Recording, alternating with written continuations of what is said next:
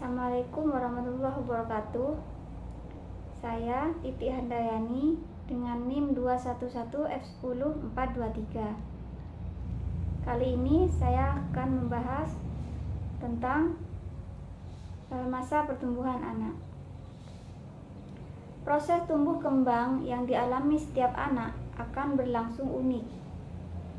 Tahap tumbuh kembang anak usia 1 tahun dapat dilihat dari fisik, kemampuan motorik, kemampuan sosial, dan emosional, dan lain-lain.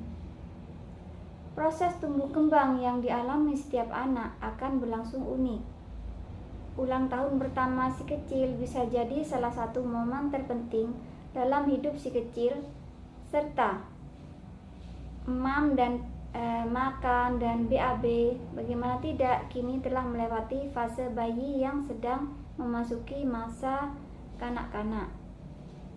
Tentunya banyak perubahan yang akan terjadi dalam tubuh kembang 1 tahun anak pada si kecil. Lebih banyak berinteraksi dengan ibu dan orang-orang di sekitarnya, memiliki rasa ingin tahu yang lebih besar dan semakin aktif bergerak. Proses pertumbuhan anak yang dialaminya selalu berbeda antara anak yang satu dengan anak yang lain. Hal ini karena setiap organ di tubuh si kecil memiliki pola pertumbuhan yang berbeda dan dengan kecepatan yang bervariasi. Misalnya, pertumbuhan otak anak yang akan berjalan sangat pesat hingga mencapai usia 6 tahun. Setelah itu, otak si kecil tiap akan berkembang dengan kecepatan jauh lebih lambat dari sebelumnya. Untuk mengetahui apakah proses pertumbuhan si kecil sudah sesuai dengan tahap tumbuh kembang anak usia 1 tahun, kita bisa melihat panduan sebagai berikut. 1. Berat dan tinggi badan dari fisik.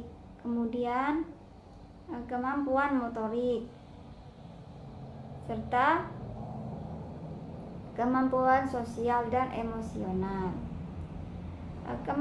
Tentang berat dan tinggi badan fisik, cara paling mudah dan mendasar dalam memantau pertumbuhan anak adalah melihat perkembangan fisiknya secara umum.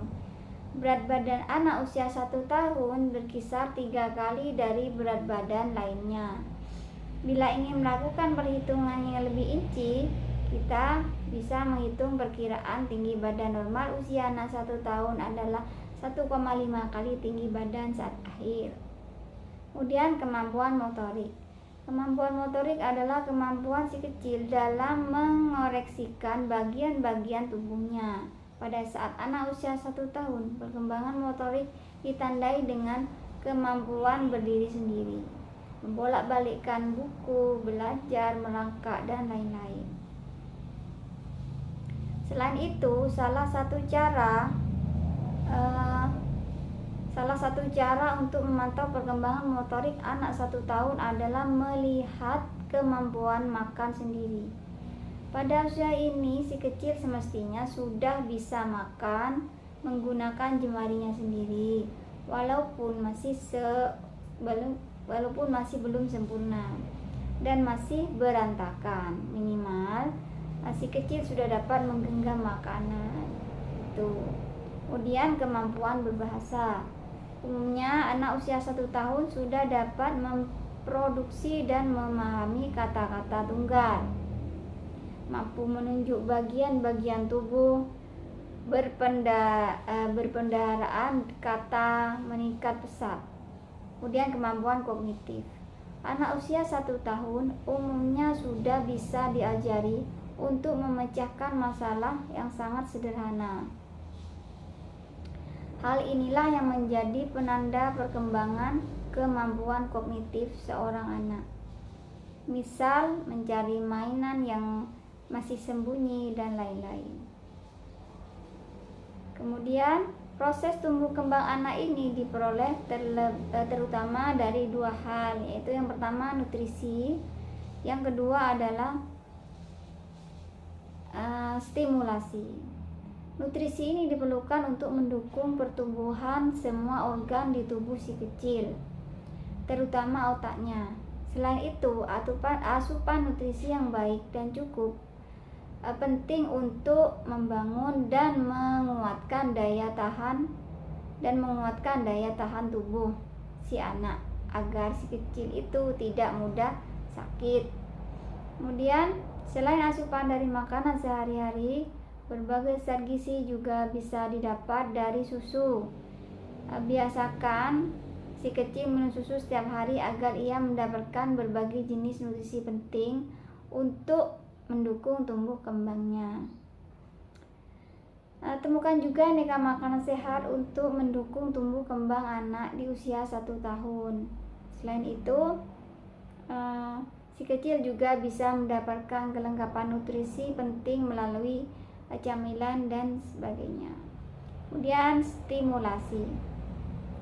Oleh karena si kecil sedang senang mengeksplorasi beberapa hal di sekitarnya, maka kita perlu memberikan stimulasi sesuai tahapan usianya. Pemberian stimulasi ini akan sangat mempengaruhi perkembangan otak pada si kecil. Memberi stimulasi biasanya dengan mainan beragam bentuk, rupa, dan warna, misalnya buku, kain, bola warna-warni, instrumen musik, mainan, dan lain-lain. Berikan stimulasi ini melalui interaksi alamiah antara ibu dan si kecil sehari-hari agar efeknya optimal. Dan ibu kita juga perlu melakukannya secara teratur atau berulang setiap hari.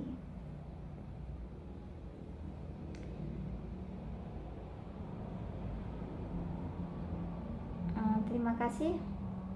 Ini pembahasan sekilas dari saya. Kurang lebihnya saya mohon maaf. Assalamualaikum warahmatullahi wabarakatuh.